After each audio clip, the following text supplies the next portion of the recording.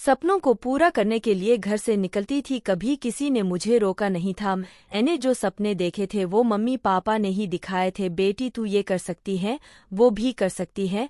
भाई से लड़ाई होती थी रोज मेरी, पर दिल बहुत बड़ा था उसका भी।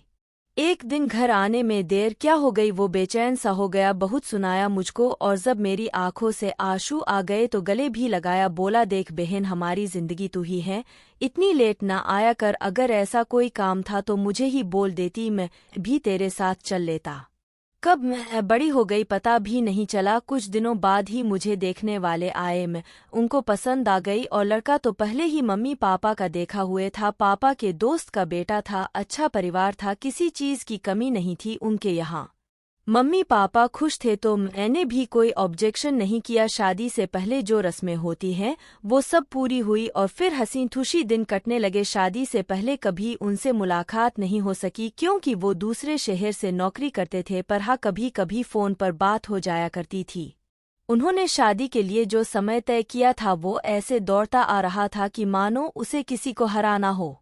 तय दिन आ ही गया, सब तैयारी हो चुकी थी, बस सब बारात का इंतजार कर रहे थे। इंतजार खत्म हुआ और बारात दरवाजे पर।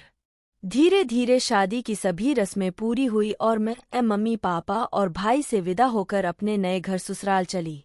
रास्ते में सिर्फ यही सोच रही थी कि घर नया होगा, लोग नए होंगे, रिश्ते नए होंगे, नया नया माहौल होगा, कैसे एडजस्ट कर पाऊंगी मैं।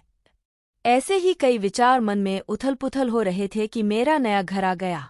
बहुत से रिश्तेदार जो हमारा इंतजार कर रहे थे। गाड़ी जैसे ही घर के आगे जाकर रुकी, बहुत सी औरतों ने गाड़ी को चारों तरफ से घेर लिया, चाची ताई बुआ मामी नानी जेठानी और पता नहीं कौन कौन। थोड़ी सी देर बाद ही हमें गाड़ी से उतरा गया और बहुत सारी रस्में पूरी करवाई गई। पूरी रात न सोने की वजह से मुझे नींद तो बहुत आ रही थी पर सो न सकी। शाम होते होते बहुत से मेहमान जा चुके थे और पास पड़ोस वाले भी। बस कुछ काश लोग ही बचे थे, जैसे मेरी नंद, उसके बच्चे, नंदोई और 2 बुआ, राधे छोटी वाली बुआ का लड़का और शायद 2 से 3 और लोग। मेरी नंद मजाक कर रही थी मुझसे, बार बार कोई बात न करके चेहरे पर अजीब सी स्माइल करती, सिर्फ यही बोल कर चली जाती, भाभी जी भाभी जी। अगले दिन जैसे ही कमरे से बाहर आई तो नंद मिल गई और पूछा, भाभी जी पहली रात कैसी रही। अभी कुछ नहीं बोल पाई और बस हल्की सी मुस्कान कर आगे चली गई। दिन से दोपहर से शाम होती गई, मेरे मन में जो सवाल उठ रहे थे उन सब का जवाब मिलता गया मुझे। नंद के बच्चे बड़े नटखट और प्यारे थे, उनका साथ अच्छा लगा मुझे। शादी के बाद 2 दिन तक ही रहे वो सब, उनकी एग्जाम थी इसलिए नंद भी बच्चों के साथ ही चली गई।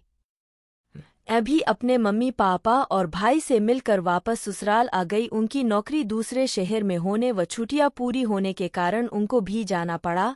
जैसा मैं पहले कभी सोचती थी वैसे ही मिले हैं मुझको ये। अब घर पर मम्मी पापा और मैं ही रह गए थे।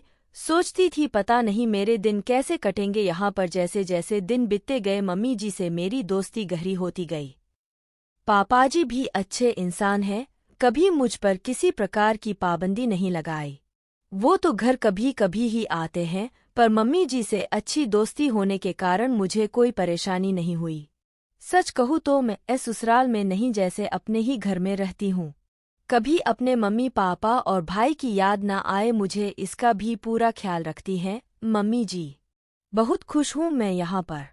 जरूरी नहीं कि लड़की को ससुराल में बड़ा सा महल, बड़ी सी गाड़ी मिले तो ही बड़े घर की बहू कहलाए। बस ससुराल वाले बड़े दिल वाले मिल जाए तो भी बेटी बड़े घराने की बहू बन जाती है।